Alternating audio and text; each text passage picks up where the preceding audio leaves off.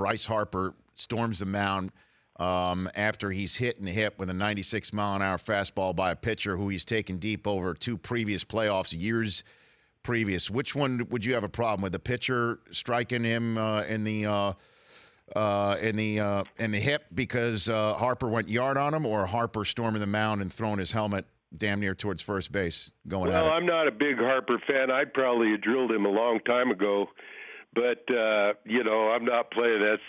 What's your problem? Tickets are easy to sell. What's that? What's your problem? Why would you hit him a long time ago? No, I just don't care for his attitude. We've had a few words when I came out in the bat flipping, and he chimed in his little rookie 2 cents. He's got a couple years in the big leagues, and then all of a sudden he knows where we came from and where baseball was before he even got into it. So we've had a couple of little words, but I never drilled anybody, Rich, because they took me deep. That was a mutual respect that we had. I won't show you up and don't show me up. It goes back to why we played the game as kids, and the sportsmanship was so so important. And I think that's something that's being lost is sportsmanship and conducting yourself. You don't have to. I hated all hitters. I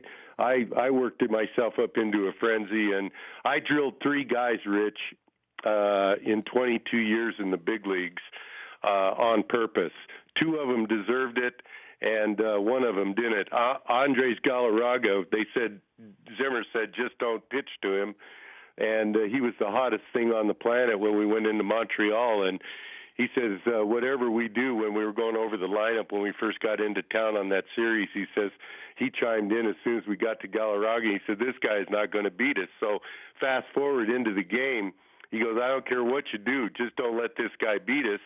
There was a guy on base when I came in the game, and Andres is up, and I got right in the middle of my windup with my arm back and into my windup, and my arm was back.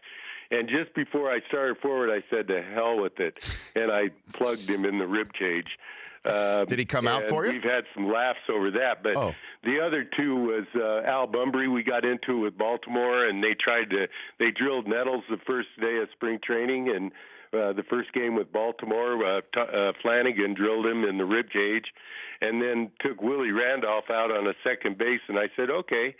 All right, okay. So I waited for my spot, and it was the last day of spring training in probably the early 80s, maybe 80 or 81. And Bumbry came up. We were playing him. It was getaway day. We were leaving to break camp to start the season, and it was our last exhibition game in Miami. And when they were in Miami, and I got a shot at Bumbry, and I hit him in the hip just as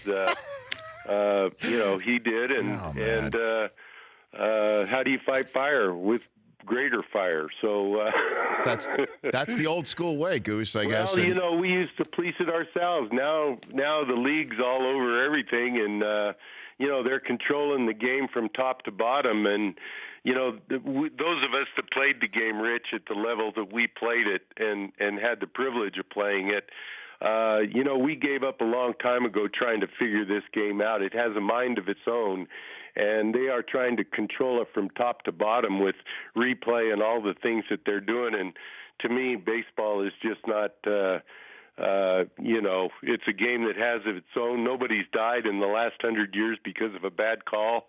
The kid lost his perfect game, but he's more famous for not pitching it than he is if he'd have got it. So, go figure. Goose, I love it. More control. The Rich Eisen Show. Weekdays at noon Eastern on radio stations across the country and audience. If you like that video, be sure to download our app, and I'll be sure to move Week 6 games to Saturday for that wedding you have to go to.